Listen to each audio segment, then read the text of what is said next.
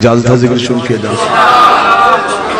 سب سے پہلے میں آپ تمام احباب کو اس بابرکت رات میں ہدیہ مبارکباد پیش کرتا ہوں۔ لا الہ کے صحن میں علی ولی اللہ کا نزول آپ تمام احباب کو مبارک ہو۔ انتہائی خوش نصیب ہوتے ہیں وہ ماننے والے جو اپنے رہبروں کا جشن کھل کے منا سکتے ہیں۔ یہ اعزاز بھی ہر کسی کو حاصل نہیں، امام ہونے بھی ایسے ہی چاہیے جن کی شہادت بھی منائیں اور جن کی آمد بھی منائی جا سکے۔ ہمیں فخر ہے کہ ہمیں اللہ نے ایسے ہادی برحق عطا فرمائے۔ اگر ہم 21 رمضان کو امیر المومنین کا ماتم کرتے ہیں تو 13 رجب کو امیر کا جشن بھی مناتے ہیں، اور یہ ذکر علی کا معجزہ ہے کہ بندے ہمارے صرف رونے پہ ہنستے نہیں، ہمارے ہنسنے پہ روتے بھی ہیں۔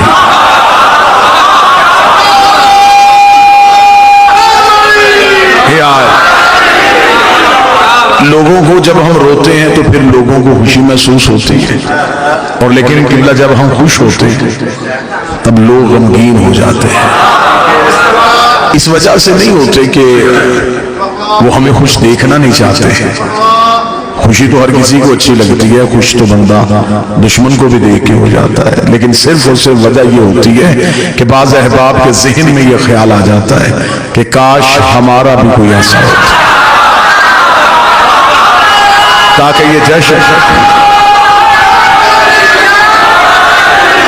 یہ جشن ہم بھی منا سکتے، یہ خوشیاں ہم بھی منا سکتے، یہ چراغاں ہم بھی کر سکتے، یہ لائٹیں ہم بھی جلا لیتے۔ لیکن لوگ لیلۃ القدر مناتے ہیں، مرشدوں کی راتیں نہیں مناتے، لوگ قرآن کی آنے کی راتیں مناتے ہیں۔ بعض احباب کو یہ بھی تکلیف ہوتی ہے، وہ کہتے ہیں میلاد کا تو تصور ہی نہیں ہے، میلاد تو منانے نہیں چاہیے، یہ شیعہ کہاں سے میلاد لے آتے ہیں، کبھی نبی کا میلاد ہے، کبھی علی کا میلاد ہے۔ جو بندے سارا سال ہمارے میلاد پہ اعتراض کرتے ہیں، رجب کے بعد شعبان کے بعد رمضان کی آخری راتوں میں ایک رات، اس رات پہ جس نے ساری زندگی اعتراض کرنا ہے اس نے بھی مسجد میں لائٹیں بھی جلانی ہے، چراغا بھی کرنا ہے۔ اس سے پوچھو کہ آج چراغا کیوں ہے، وہ کہے گا جی آج قرآن کے آنے کی رات ہے، آج قرآن کے آنے کی رات ہے۔ پھر تیرے پاس سوچنے کا وقت ہی نہیں کہ قرآن کے آنے کی رات منائی جا سکتی ہے، اور جس گھر پہ قرآن آیا ہو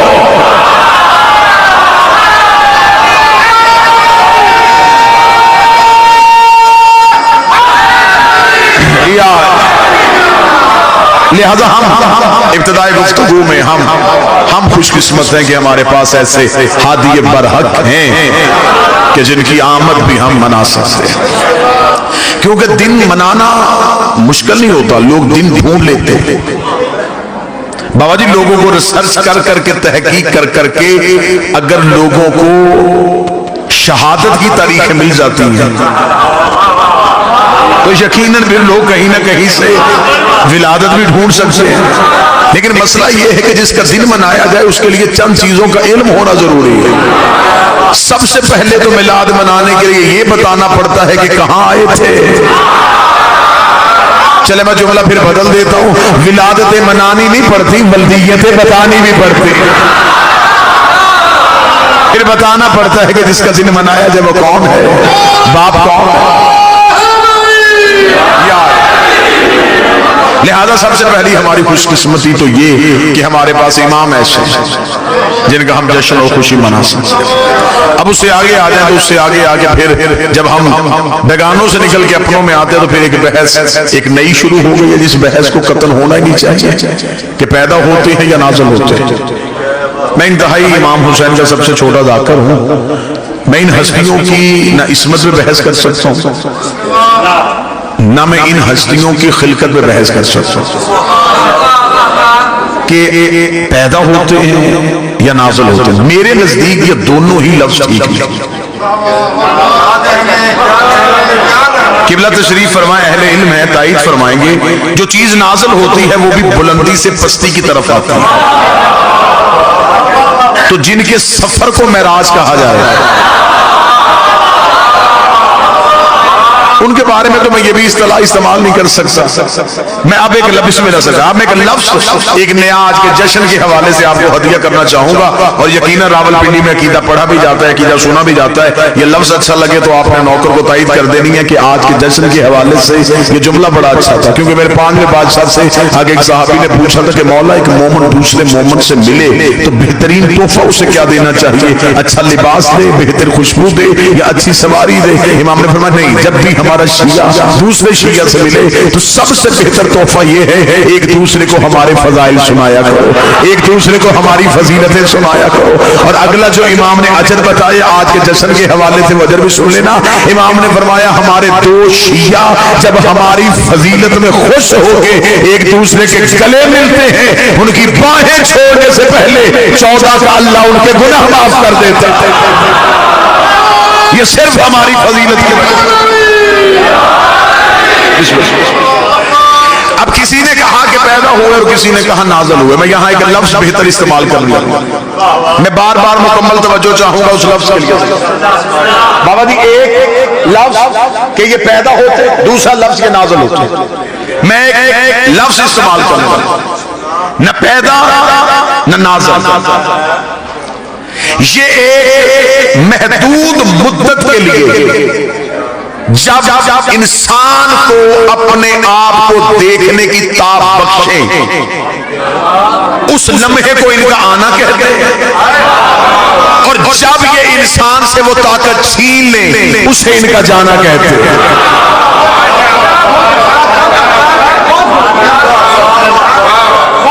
یہ موجود تھے، موجود ہیں اور موجود رہے.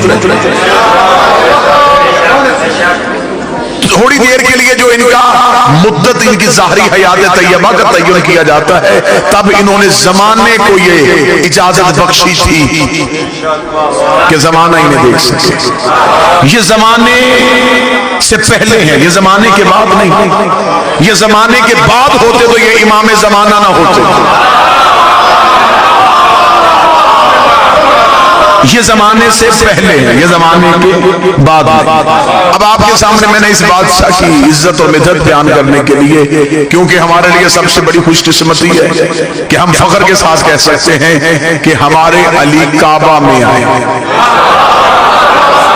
اور یہ بھی اعزاز کسی کے پاس نہیں ہے، یہ بھی فخر کسی کے پاس نہیں ہے. اور لوگوں نے روایتیں مٹانے کی کوشش کی ہے. لوگ روایتوں کو تو ضعیف کہہ سکتے ہیں یا کتابیں بدل سکتے ہیں، لیکن کتابیں مٹ سکتی ہیں. کعبے کی دیوار سے وہ نشان تو آج بھی نہیں مٹا، کعبے کی دیوار میں وہ نشان آج بھی موجود ہے. اور راولپنڈی اور اسلام آباد کا مجمع آپ کیا سمجھتے ہیں کہ سعودی عرب کی حکومت ہو اور وہ نشان برداشت کر رہی ہو؟ یہ باتیں اور ریکارڈ ہیں کہ دنیا بھر کی یونیورسٹی سے بہترین کیمیکلز منگوا کر بہترین انجینئرز بلوا کے اس دیوار کے نشان کو مٹانے کا کہا تھا کہ جتنے ڈالر خرچ ہو جائے، جتنے ریال خرچ ہو جائے، کسی طریقے سے یہ دیوار کا نشان مٹ جانا چاہیے. اور انجینئرز نے اپنے اپنے کیمیکلز لگائے، چلے گئے، صبح پلٹ کے واپس آئے تو دیوار میں نشان ویسے موجود تھا، دیوار میں دراڑ ویسے موجود تھی. انگریز گھبرا گئے. انگریز نے گھبرا کے کہا ہم اس نشان کو مٹانے کا نہ کہو، ہمیں اس نشان کی ہسٹری بتاؤ. یہ نشان پڑا کب تھا، یہ نشان پڑا کیسے تھا؟ اس وقت سعودی حکومت بتانے میں مجبور ہو گئی کہ صدیوں پہلے ابو طالب کے صحن سے ایک بی بی نکل کے کعبے کے دیوار کے قریب آئی تھی اور دیوار نے پھٹ کے رستہ دے دیا تھا. انگریز یہ کہہ کے واپس چلا گیا جنہیں رستے خدا دیتا ہو بندے واپس نہیں لے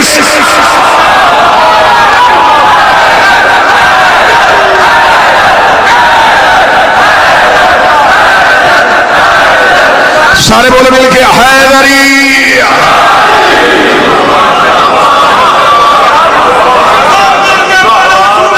بسم اللہ.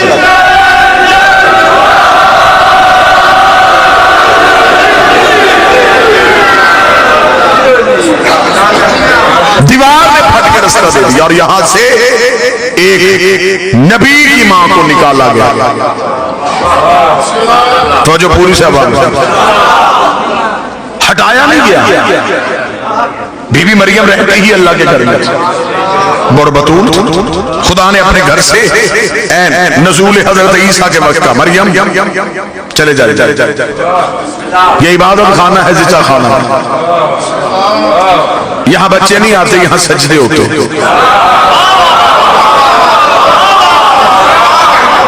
اس بی بی کے پاس اپنا گھر بھی نہیں تھا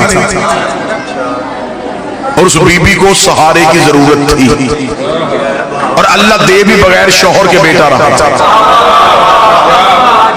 شرائط ساری پوری تھی پھر بھی نکال دیا. اب مجھے دکھ ہوگا جو بندہ جشن سننے آیا اور اگلی صدر پہ نہ بولے علی کی ماں آئی نہیں تھی، بلائی گئی تھی. وہاں گھر بھی کوئی نہیں، یہاں حویلی بھی ہے. وہاں بغیر شوہر کے، یہاں ایسی شرط بھی کوئی نہیں. تو میرے مالک اسے عین وقت نزول عیسیٰ کے وقت نکال دیا، اسے عین نزول امیر کے وقت بلا لیا. اسے ہٹایا کیوں؟ اسے بلایا کیوں؟ اسے ہٹایا کیوں؟ اسے بلایا کیوں؟ جو بندے آج بیٹھ کے علی بن ولی اللہ پڑھنے والوں پہ کبھی شرک کے فتوے کبھی کفر کے فتوے لگاتے ہیں، عجب نہیں کہ آواز پروردگار آئے کہ میں نے مریم نکال کے بھی توحید بچائی ہے، علی کی ماں کو بلا کے بھی توحید بچائی ہے. میرے مالک توحید کیسے بچی؟ فرمایا اگر مریم میرے گھر میں عیسیٰ کو پیدا کر دیتی، قیامت تک کے لیے عیسائیوں کے پاس دلیل ہو جاتی کہ بیٹا تھا تو باپ کے گھر میں پیدا ہوا، بیٹا تھا تو باپ کے گھر میں پیدا ہوا. اچھا میرے مالک اس لیے تو نے مریم کو نکالا، پھر علی کی ماں کو کیوں بلایا؟ فرمایا علی کی ماں کو بلا کے توحید اس لیے بچائی ہے کہ مجھے خبر ہے دنیا نے علی کو اللہ کا بیٹا نہیں، دنیا نے علی کو اللہ کہنا ہے. میں علی کو کعبے میں اتاروں گا، جب بھی تیرا رجب آئے گی شیعہ سنی کہیں گے علی اللہ کے گھر میں آیا، علی اللہ کے گھر میں آیا، علی اللہ کے گھر میں آیا. میں نے زمانے کو بتایا ہے علی اور ہے اللہ.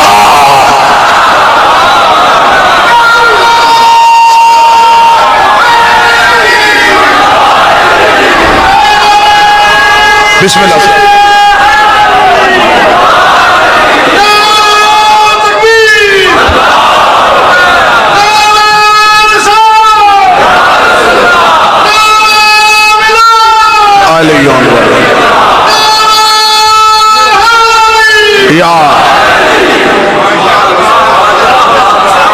ہم نے علی کو اللہ کے گھر میں اٹھایا.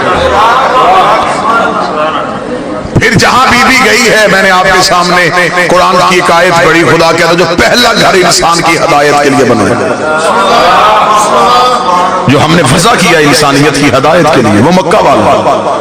اور خدا نے کہا اس گھر کا کام یہ ہے کہ وہ عالمین کو ہدایت کرتا ہے. سر نہ ہلائیے گا، زبان کو زحمت دیجیے گا. خدا نے قرآن میں کہا ہے کہ کعبہ ہدایت کرتا ہے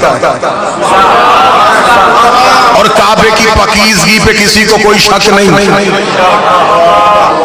کیونکہ ہاتھی کا پاک ہونا ضروری ہے. کعبہ کرتا ہے ہدایت، کعبہ کرتا ہے زمانے کو بابا جی ہدایت، اور ہاتھی کا ہدایت کے لیے بولنا بھی ضروری ہے. خدا قرآن میں کہتے ہیں کہ کعبہ ہدایت کرتا ہے. جشن کا ماحول ہے، مسکرایا بھی جائے تو عبادت ہے. جو کعبہ ہدایت کرتا ہے، بابا جی میں نے اسی کعبے کے گرد لوگوں کی جیبیں بھی کٹ ہوتی دیکھی. اور خدا کہتا ہے یہ ہدایت کرتا ہے. اگر کعبہ ہدایت کرتا ہے تو کعبہ روتا کیوں؟ اس کا مطلب ہے کہ کعبے کی ہدایت کا معیار ڈھونڈنا پڑے گا کہ کعبہ ہدایت کرتا کیسے، کعبہ ہدایت کرتا کیسے. بعض دفعہ ہوتے بزرگ نے بچے کا ہاتھ پکڑا ہوتا ہے، گلی میں جاتے جاتے سامنے والی بلڈنگ کی طرف اشارہ کر کے بیٹا یہ سامنے اسکول ہے نا، میں یہاں سے پڑھا تھا. پڑھایا اسکول ہے نہیں،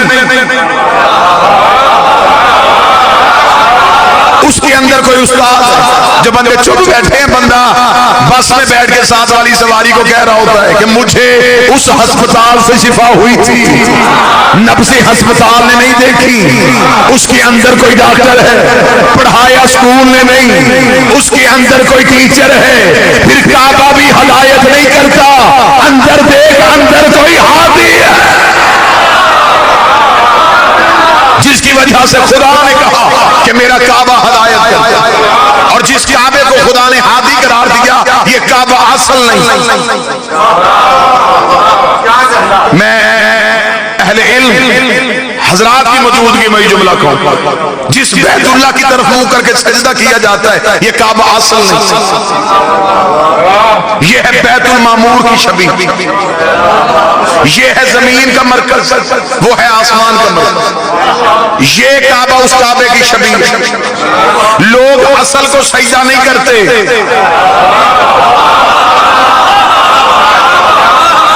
اچھا مولوی شبیہ کو سجدہ کرے تو نماز ہو جائے۔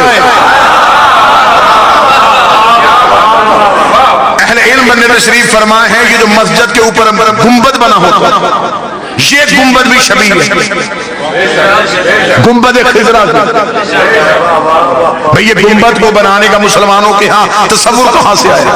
انہوں نے رسول کے روضے پہ گنبد دیکھا، اسی گنبد کو مسجد کے اوپر بنایا، اس مینار کی شبیہ مسجد میں رکھا، پھر اسی مسجد کے اندر ایک منبر رکھا، وہ منبر تھا وہ بھی رسول کے منبر کی شبیہ تھی، جو اوپر گنبد ہے وہ بھی شبیہ، جو نیچے منبر ہے وہ بھی شبیہ۔ دکھ مجھے تب ہوتا ہے جب شبیہ کے نیچے شبیہ میں بیٹھ کے مولوی کہہ رہا ہوتا ہے کہ شبیہ دیکھنے سے نکاح ٹوٹ جاتا ہے، جس کے نیچے بیٹھا وہ بھی شبیہ، جس کے اوپر بیٹھا وہ بھی شبیہ۔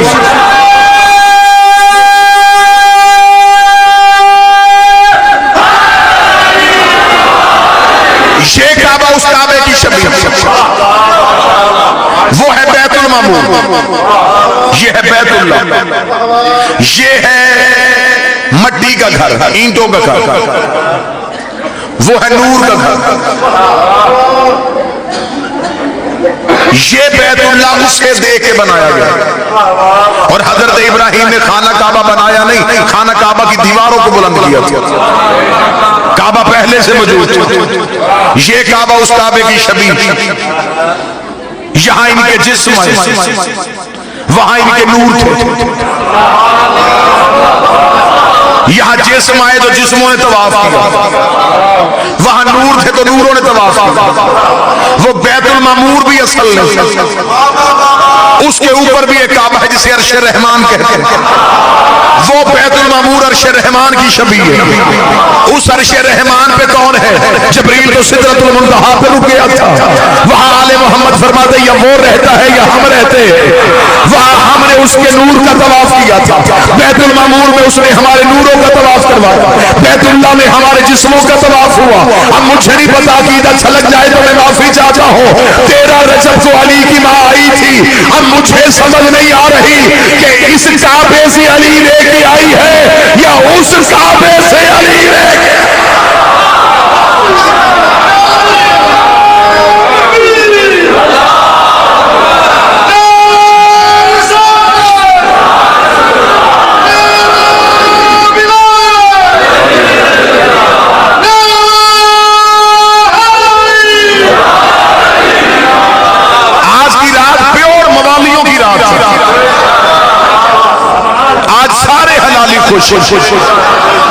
آج سوائے منافق کے پوری کائنات خوش ہو رہی، اس لیے کہ خوشیوں کا وارث آ رہا۔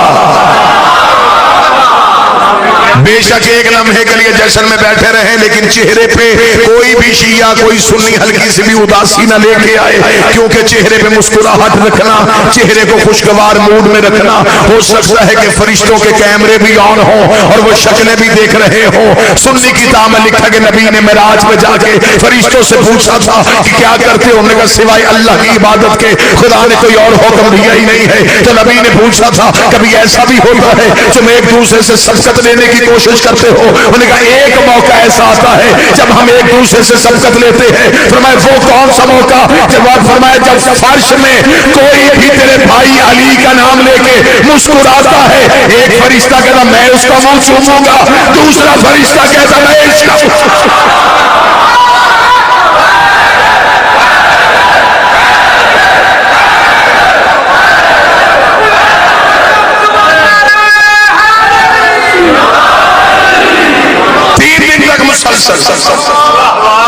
مادر امیر المومنین خانہ توحید میں مہمان رہی، قطن کوئی بھی بندہ علی کی ماں کی عصمت پہ شک نہ کرے.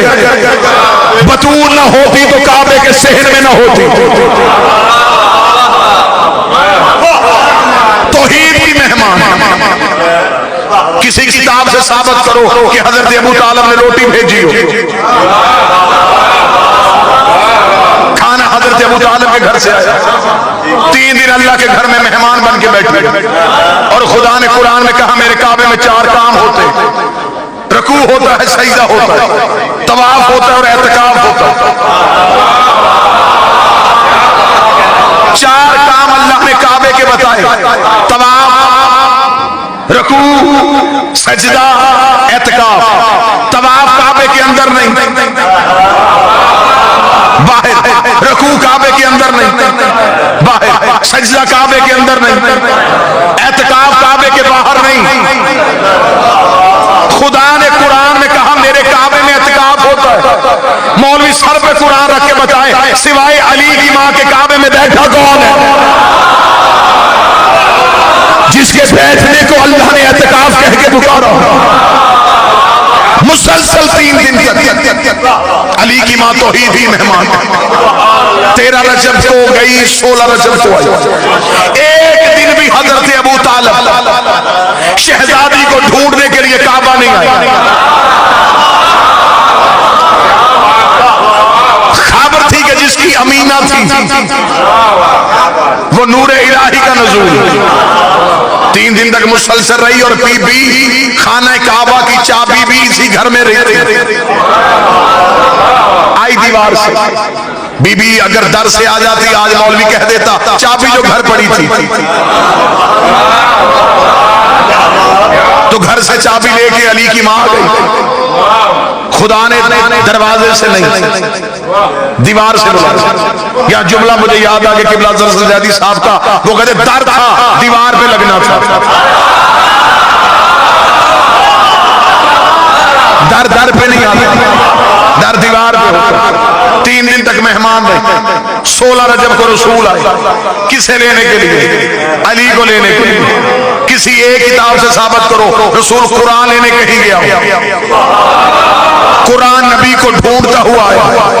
نبی مسجد میں ہوتے تھے, قرآن مسجد میں آتا تھا. نبی منبر پہ ہوتے تھے, قرآن منبر پہ آتا تھا. نبی میدان میں ہوتے تھے, قرآن میدان میں آتا تھا. آیت نبی کے پیچھے گئے, نبی آیتوں کے پیچھے نہیں آیا. جو قرآن لینے کہیں نہیں جاتا تھا وہ علی کو لینے کے لیے کعبے کے دروازے کے قریب آیا. ادھر مادر امیر المومنین کے ہاتھوں پہ علی تھا. کتابیں کہتی ہیں یہاں تک کہ اہل سنت کے کوثر نیازی نے بھی لکھا کہ رسول نے اپنے ہاتھوں کو جلدی سے بڑھایا, فرمایا اما یہ امانت میرے حوالے کر. علی کا رسول کے ہاتھوں پہ آنا تھا. علی نے آنکھیں کھولی, آنکھیں کھول کے پہلی نظر نبی کے چہرے پہ پڑی. پہلی نظر کا نبی کے چہرے پہ پڑنا تھا. رسالت نے امامت کی خوراک کا بندوبست کیا. رسول نے اپنی زبان سے نکال کے علی کے دہن میں دی. نبوت کے سینے سے علم کے چشمے پھوٹ پھوٹ کے امامت کے دہن میں منتقل ہونا شروع ہوئے. زمانہ سمجھ رہا تھا کہ شاید بھائی بھائی کو زبان چسا رہا ہے. آخری نبی پہلے امام کا علم منتقل کر رہا تھا. نبوت علی کا علم دے رہی تھی. یا علی نے اپنی آنکھیں کھولی. رسول نے علی کو ہاتھوں پہ اٹھایا ہوا تھا. راول پنڈی گلت و نوا کا مجمع جو جشن امیر منانے کے لیے آیا ہے, رسول نے علی کو یوں سینے سے لگایا, لگا کے کہا میرے اللہ پہلی بار میرے ہاتھوں پہ علی آیا ہے. میرا جی چاہتا ہے میں علی کو کعبے کے صحن میں ایسے لوری دوں جیسے مکے میں ابو طالب نے مجھے اپنے ہاتھوں پہ لوری دی تھی. رسول نے ہاتھوں پہ اٹھا کے کہا لحموں کا لحمی, دموں کا دمی, جسموں کا جسمی, حربوں کا حربی, بغضوں کا بغضی, عدووں کا عدوی, انت منی وانا منکا. اے علی تیرا خون میرا خون ہے, تیرا جسم میرا جسم ہے, تیرا گوشت میرا گوشت ہے, تیری ہڈیاں میری ہڈیاں ہیں, تیرے دوست میرے دوست ہے, تیرے دشمن میرے دشمن ہے. انت منی وانا منکا, تو مجھ سے ہے میں تجھ سے ہوں, تو مجھ سے ہے میں تجھ سے ہوں. نبی لوری دے رہا تھا. یہ نبی کو اپنے پاؤں پہ جبریل کے پڑوں کی سرسراہٹ محسوس ہوئی. جبریل کا خدا کہہ رہا ہے خرچے سارے میرے, علی سارا تیرا. ایک لوری اپنی طرف سے دی ہے, ایک لوری اللہ کی طرف سے دے. تو نے کہا تیری آنکھیں میری آنکھیں نہیں, تو نے خون کہا, تو نے گوشت کہا, تو نے جسم کہا. علی ہاتھوں میں اٹھا, اب اللہ کی طرف سے لوری دے. تیری آنکھیں عین اللہ ہے, تیرا چہرہ وجہ اللہ ہے, تیری زبان لسان اللہ ہے, تیرے دوست रजी अल्लाह है, तेरे दुश्मन अल्लाह ना को।